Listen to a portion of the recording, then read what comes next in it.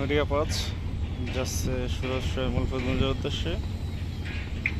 ছোট নৌযান বের হতে অনেক সমস্যা হয়, কারণ পিছনে অনেক লঞ্চ থাকে। সারা কথা ছিল 7:30, এখন বাজে 8:28, মানে প্রায় 1 ঘন্টার মতো লেগে গেল বের হইতে লঞ্চটির। যেহেতু আজকে 2টি লঞ্চ প্লেস করছিল, প্রথমটি 7:30টায়, দ্বিতীয়টি 8টায়। তো 8:30টার দিকেই এই লঞ্চটি বের হলো।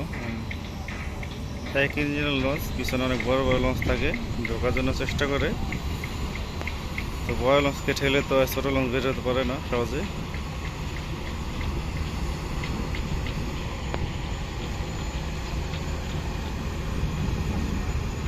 রিল্যাক্সে যাচ্ছে।